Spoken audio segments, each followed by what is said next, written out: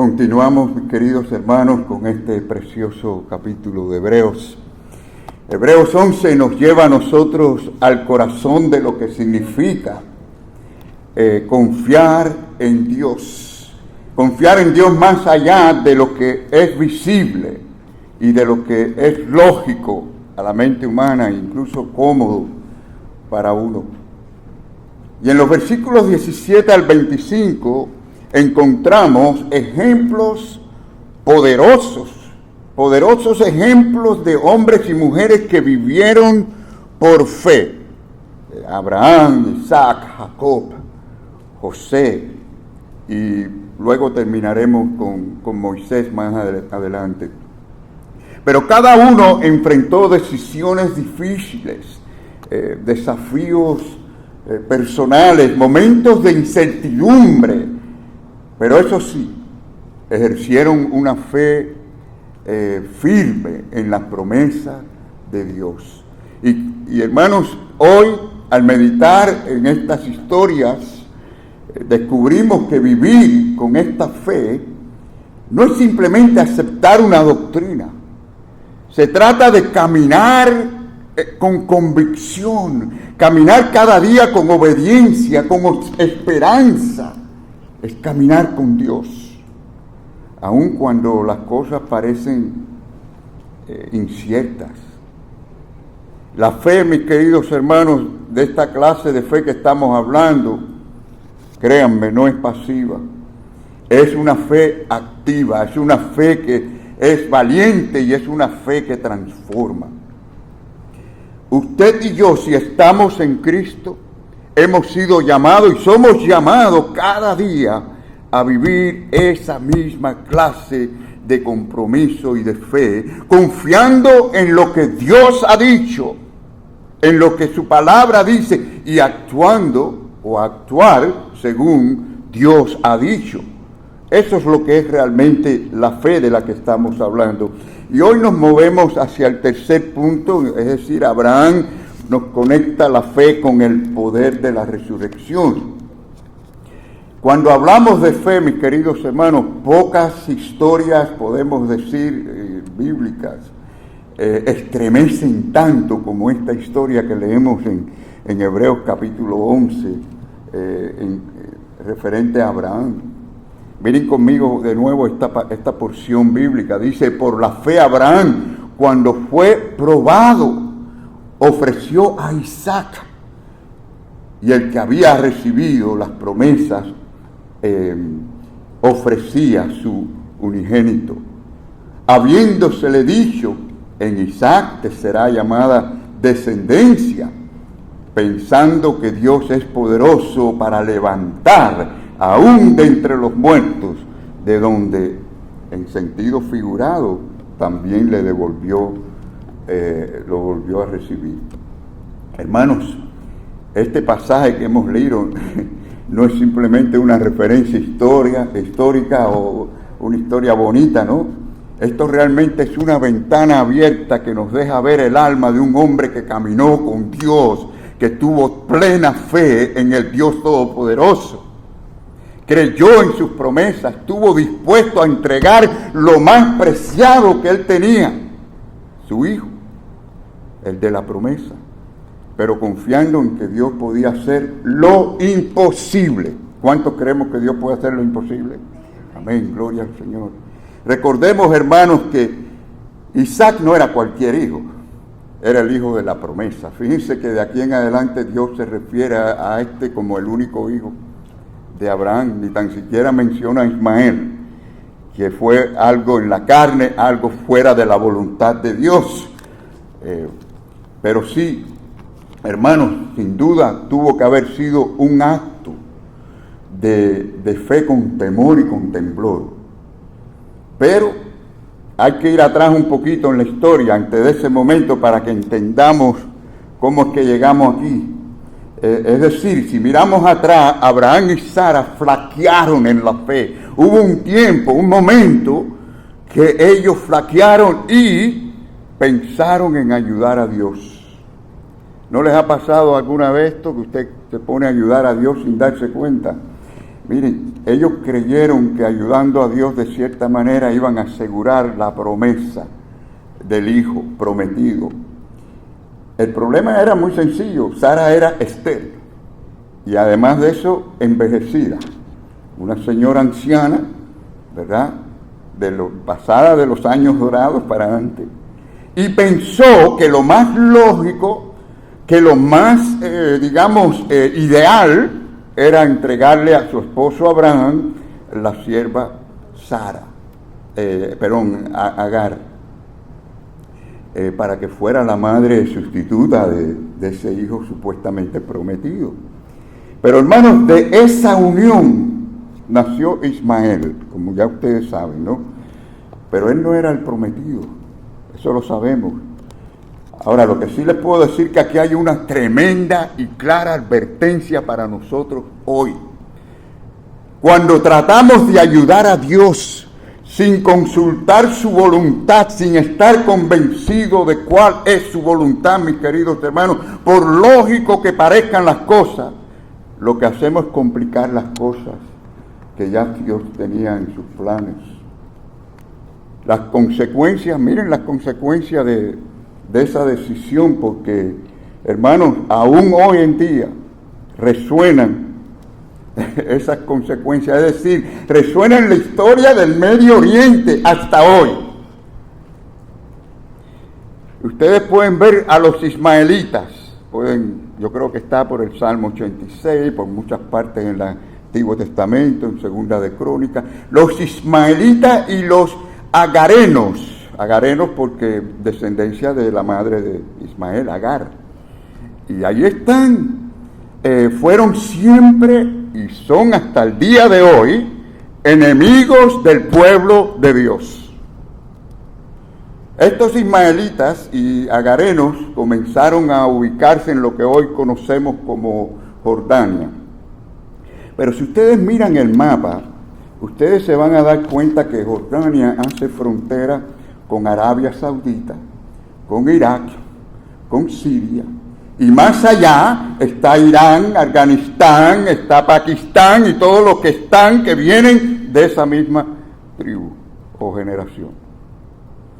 Ellos se expandieron, mis queridos hermanos, por todas esas tierras conocidas como tierras de guerras y de terrorismo. Ustedes saben que hay, hasta la última vez que yo supe, 55 grupos terroristas en todo ese Medio Oriente.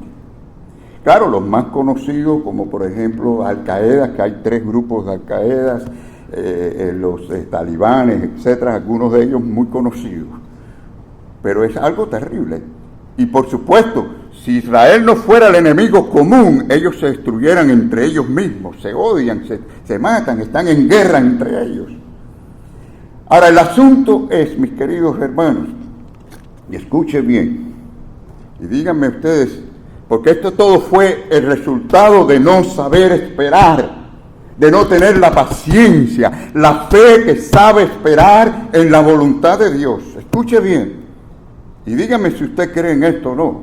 El Dios soberano no necesita nuestra intervención, y mucho menos apresurada, para Él lograr sus propósitos divinos. ¿Usted lo cree? Él obra, mis queridos hermanos, en su tiempo, según su propósito, según su voluntad. Y lo hace sin nuestra ayuda. Y si quiere nuestra ayuda y quiere hacerlo a través de nosotros, Él lo puede hacer en su tiempo y según su voluntad. Finalmente, cuando ya ahora todo parecía imposible, porque las cosas, ya ustedes pueden leer la historia, se complicaron ahí en ese hogar con Ismael y terminaron expulsándolo y todo lo demás. Viene Dios de nuevo y les habla de la promesa. Tenía ella 89 años y Abraham 99. Y Dios le habla de que se va a cumplir la promesa. Es decir, que Sara a los 90 concibió a Isaac, que tenía 100 años Abraham. Y por supuesto, ¿qué quiere decir Isaac? Risa. Porque ella se rió cuando, imagínense, a los 89 años Dios le confirmó, ya vas a estar encinta Creo que mujer de 89 o 90 años no se ríe si le dicen, vas a salir en cinta pronto, ¿no? Pero Dios convirtió esa incredulidad en un verdadero gozo para ese hogar, para esa familia. Y Dios convierte en gozo, mis queridos hermanos, cuando Él obra y nosotros creemos y confiamos en Él, se convierte en gozo cualquier tristeza. Y ahora, después de esa gran bendición, y apúntese bien esto, porque quiero decirle, hermano, después de la bendición viene la prueba. Querido hermano que me escuche, nunca esperemos en este mundo bendiciones sin pruebas. No, pero eso sí, sepa una cosa, que cada una de ellas obra para bien para todos aquellos que aman al Señor. O sea, aunque no lo entendamos, aunque sea complicada la cosa, aunque no podamos percibir lo que está ocurriendo, pero hermano, usted pasa la prueba con fe, con fidelidad, con perseverancia y viene la bendición de Dios. Y muchos cristianos se pierden ese escalón, se pierden esa bendición porque flaquean y vuelven a flaquear en la fe y no permanecen fieles al Señor. Y eso lo podemos ver, por ejemplo, en 1 Corintios 11, como habían débiles, enfermos, debilitados, y algunos ya el Señor se los había llevado por no vivir la vida cristiana digna delante del Señor. Pero sí, hermanos, después de tener ese gozo, de tener al Hijo de la promesa, vino Dios a Abraham de nuevo, pero esta vez le pide lo impensable. Miren conmigo, hermanos. ¿Qué le dice Dios? Toma ahora a tu hijo, tu único, fíjense que no habla de Ismael, está hablando del único, dice, tu único Isaac, a quien amas, y vete a tierra de Moriah, y ofrécelo allí en holocausto sobre uno de los montes que yo te diré. ¡Wow! Usted se puede imaginar ese momento, hermanos. Y para sorpresa nuestra, no se le oye una palabra de queja, ni se le oye cuestionando a Dios. ¿Qué fue lo que hizo Abraham? Yo me imagino con el corazón temblando, emprendió un viaje de 3 días hacia Moriah. Hermano, esto no era un paseo a Disneylandia, esto no era un paseo a ver montañas, esto era una vía dolorosa hacia el altar del sacrificio. Esto era un calvario para él. Y entienda esto, cada paso era como una batalla interna, cada mirada de Isaac hacia él debió haber sido como una herida en su alma. Y aún así, Abraham estuvo dispuesto a entregarlo, confiando plenamente en el carácter de nuestro Dios y el poder de Dios. Y esto, hermanos, si le parece poco, en el camino vemos o nos damos cuenta que Isaac le hizo una pregunta al padre, que es posible que se la haya hecho varias veces. Le dice, por ejemplo, he aquí el fuego, cuando llegaron allí al lugar, dice, he aquí el fuego y la leña, mas ¿dónde está el cordero para el holocausto?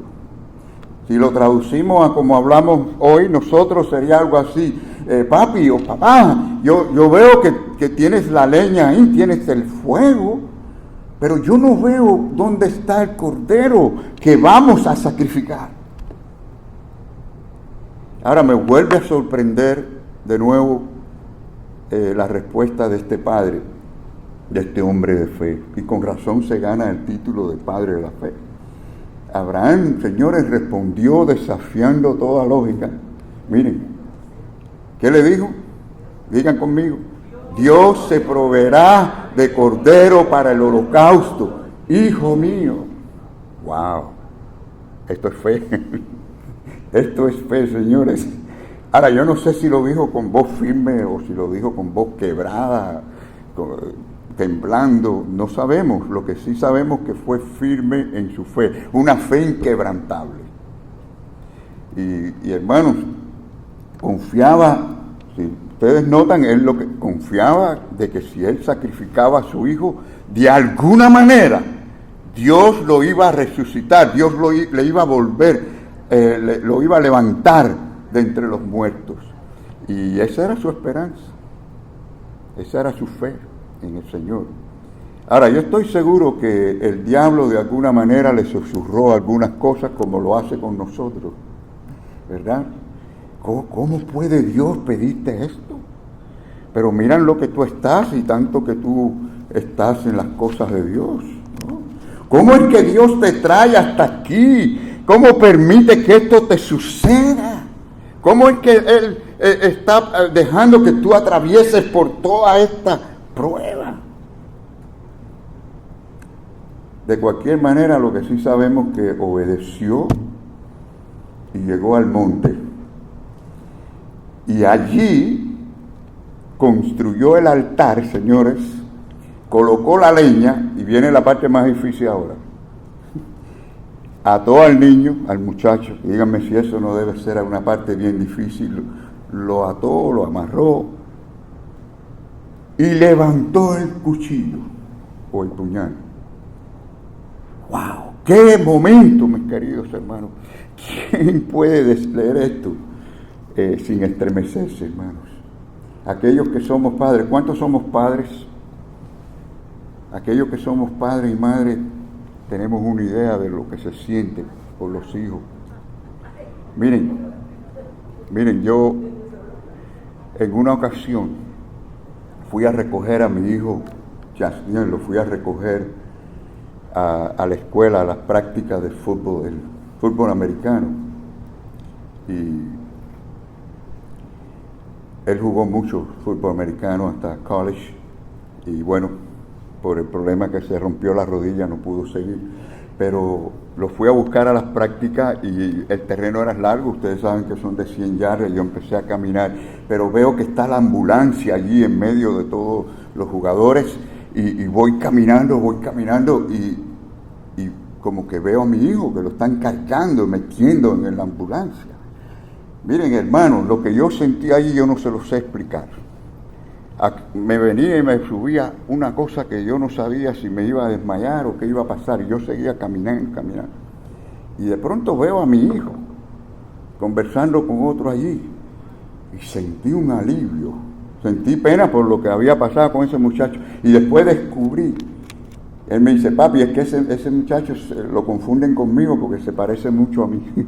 Imagínense, y a la distancia, pues lo había confundido con mi hijo. Hermanos, lo que se siente como padre es algo único. Así que allí estaba Abraham con el cuchillo levantado. Pero ¿saben qué? En último instante Dios intervino en su tiempo. Hermanos, en ese momento intervino. Miren lo que dice la palabra. Dios le dice: no extiendas tu mano sobre el muchacho, ni le hagas nada, porque ya conozco que temes a Dios, por cuanto no me rehusaste tu hijo, tu único. ¿Qué les parece? Wow. ¿Quién dice que Dios no prueba nuestra fe? Dice la misma palabra en Hebreos 11, dice que por la fe Abraham, cuando fue ¿qué? Probado. No hay duda de que Dios prueba nuestra fe. La pregunta es: ¿estás preparado? ¿Estás preparado para la prueba? Y Dios no solo probó la fe de Abraham, sino que la aprobó. Es decir, él pasó la prueba, y en un sentido tenemos que decir que él sacrificó a su hijo, porque en su corazón lo entregó.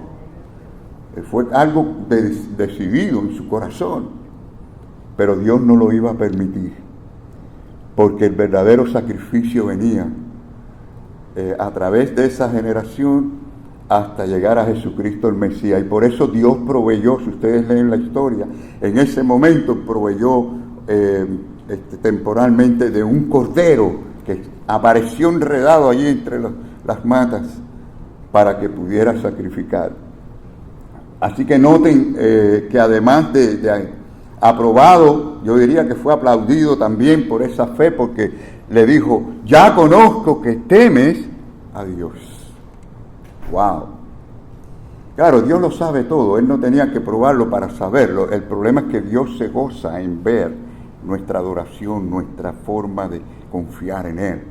Y la única manera es a través de esas pruebas, ¿no? Hermanos, fíjense bien, sin este temor de amor y de reverencia a Dios, ningún mandamiento, ninguna orientación divina puede tener eficacia. Sin ese temor de Dios no se puede tener una relación de fe y obediencia a Dios. Y temo que ese es el problema que estamos viendo hoy en día, mis queridos hermanos, la falta de temor. Claro, si miramos a nuestra generación hoy, yo me atrevo a decir con toda seguridad que lo que estamos viendo, hermanos, es peor que la época de Noé antes del diluvio, en grandes escalas, y empeorando cada día. Pero lo peor de todo es que pensemos que hay creyentes, personas que se llaman cristianos, que supuestamente forman parte de la llamada iglesia, que están viviendo sin temor de Dios. Y por eso es que estamos viendo que se está trayendo en muchos lugares, al mundo se está metiendo dentro de la iglesia, en la forma en lo que nosotros llamamos adoración y alabanza, se están metiendo en la música, en danzas y en entretenimiento y en cuantas otras cosas que las ponen a la par de la predicación de la palabra de Dios. Y esto es todo por una sola razón, porque hay poco temor de Dios. Hay más gente, hay más actividades, hay más cosas, pero hay menos consagración. Y hermanos, esta historia, y entienda bien que no puede haber sabiduría sin temor de Dios. No podemos obrar sabiamente sin el temor de Dios, porque dice la palabra que el principio, la base y el comienzo es el temor de Dios. Pero como les decía, esta historia no solo revela el hecho de que la fe es probada, como fue Abraham, sino aquí vemos también un anticipo de la esencia del Evangelio, que es el sacrificio de Cristo en el Calvario. Y bueno, por eso Dios proveyó allí de un cordero temporal y no iba a permitir que Abraham sacrificara a su hijo, porque el que iba a sacrificar era él, a su hijo unigénito. Isaac fue salvado de la muerte porque esa voz del cielo le aguantó que sacrificara a su hijo. Pero vendría uno que ninguna voz del cielo lo iba a detener, aun cuando dijo: Padre, si es posible, pasa de mí esta copa. Fue al sacrificio del Calvario. Sí, Abraham por fe creyó con temor en el poder de la resurrección, entendiendo que si Dios tenía un propósito con Isaac, le resucitaría inmediatamente. ¿Tienes esa fe en el Señor? Vamos al último punto en esta mañana. Abraham conecta la fe con sus descendientes. Dice la palabra del Señor que por la fe bendijo Isaac a Jacob y a Esaú respecto a cosas venideras. Bueno, después de mostrarnos la fe de Abraham en el momento quizás podemos decir más difícil de la vida de Abraham, el autor pues nos lleva ahora a mirar a los descendientes, o sus descendientes. Y lo que vemos aquí, hermanos, no es una simple genealogía. Yo sé que las genealogías son importantes, pero lo que estamos mirando aquí es una línea de fe que atraviesa 4 generaciones. Abraham, Isaac, Jacob, José.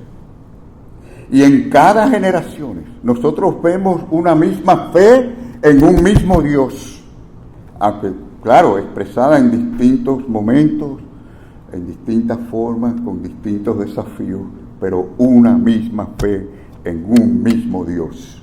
Y cada uno de ellos tuvieron sus tropiezos, que eso es algo maravilloso que vemos en la Escritura, la transparencia. Ellos no fueron perfectos, vemos sus tropiezos, y nosotros tampoco somos perfectos, y tropezamos. Sin embargo, sus vidas fueron marcadas por una devoción una confianza plena en el Dios Todopoderoso. Y había compromiso fiel, había, hermanos, una entrega total. Y eso es lo que vemos con escasez hoy en día. A veces que lo más sencillo, lo más fácil que es el ser, vamos a decir, fiel en la adoración los domingos, aún así muchos cristianos hoy en día no lo pueden hacer. Miren, vamos a ver algunos de estos ejemplos de manera rápida y corta, ¿no? Por ejemplo, Isaac, ya anciano, sabiendo que sus días estaban contados, él bendijo a sus hijos. Dice la palabra del Señor respecto a cosas venideras. No sabemos los detalles, pero sabemos que le habló de la promesa hacia dónde iban. Y aunque Saúl era el primogénito, porque según lo físico, lo biológico, Saúl fue el primogénito, pero fue Jacob quien recibió la bendición de Dios. Sí, yo sé, algunos estarán pensando, sí, pastor, pero hubo engaño y esto y demás. Pero sí, hubo engaño humano en el proceso, pero detrás de todo eso, allí estaba el propósito soberano de Dios, porque Dios había dicho desde mucho antes, Él había dicho en Génesis 25 que el mayor servirá al menor. Ya estaba profetizado. Por lo tanto, la bendición que Isaac pronunció no fue simplemente un acto cultural, porque era costumbre de aquellos tiempos, fue una declaración profética sobre el futuro de una nación. Y Dios había escogido a Jacob, y esa elección fue ratificada precisamente por ese momento en que él bendice a su hijo, es decir, a sus hijos, pero específicamente a Jacob. Ahora, vamos a ver, Jacob también al final de su vida bendijo no solo a sus hijos, sino también a sus nietos. Y en este caso los hijos de José, que formaron las 12 tribus de Israel. Pero dice la palabra también que lo hizo apoyado de un bastón. Y yo pienso que, aunque esto parece sencillo, hermanos, tiene una profundidad espiritual. Porque mirando bien, aquel Jacob que había luchado con Dios, ahora se inclinaba hacia él. Aquel Jacob que había corrido, que había engañado, que había peleado, ahora adoraba a Dios. Y hermanos, la fe lo había transformado, y allí estaba dando un testimonio de fe, de adoración a Dios. Una vida que no fue perfecta, fue imperfecta, pero marcada por la gracia de Dios. Y luego tenemos a José, quizás el más solitario de todos los que caminaron con Dios. Y digo solitario porque desde joven fue vendido por sus hermanos a Egipto, como ya ustedes saben, separado de su familia, fue acusado injustamente, fue encarcelado en tierra extranjera y demás. Sin embargo, nunca dejó de confiar y tener fe plenamente en Dios. Y la fe de José no dependía de las circunstancias. Muchas veces nos miramos mucho a las circunstancias y allí nos quedamos y nos hundimos. No dependieron de lo que le estaba pasando a él o de lo que le hacían a él. Dependió solamente de Dios. Es decir, estuvo en prisión, estuvo en el palacio, estuvo en soledad, estuvo en abundancia, pero confiaba siempre en Dios. Y cuando llegó su hora hizo lo mismo, habló con sus hijos, y dice que por la fe al morir mencionó la salida de los hijos de Israel, y dice la palabra que dio mandamiento acerca de sus huesos. O sea, él no había visto ni llegó a ver la tierra prometida físicamente, pero la veía por la fe. Y yo veo aquí un acto tremendo, extraordinario, porque, es decir, aunque él no iba a llegar, él sabía que su descendencia iba a llegar, pero este asunto de los huesos, que fueran allí y llevaran los huesos de él de Egipto a la tierra prometida, esto yo veo como que él está dando el mensaje: para que no se olviden de que tienen que seguir caminando, tienen que seguir sin detenerse hasta la tierra prometida. Van a haber obstáculos, van a haber pruebas, van a haber luchas, van a haber batallas, pero tienen que seguir caminando. Y los huesos, al había que llevarlo hasta la tierra prometida, y tenían que seguir, pase lo que pase. Hay que serle fiel al Señor. Mira dónde estás ahora, dónde el Señor te tiene ahora en tu vida, en estos momentos. Mírate a ti y piensa en un momento en el lugar donde Dios te ha puesto. Porque no estás allí por casualidad. Estás allí porque Dios te ha puesto en el lugar donde estás. Y el punto es que tenemos que serle fiel al Señor.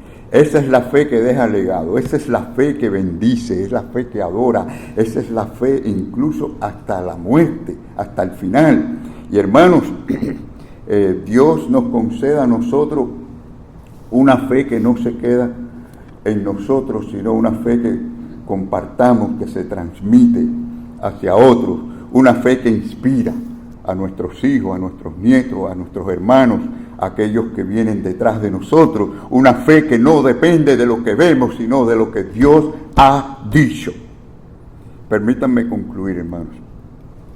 La historia de Abraham no es solo un relato del Antiguo Testamento, aunque lo es.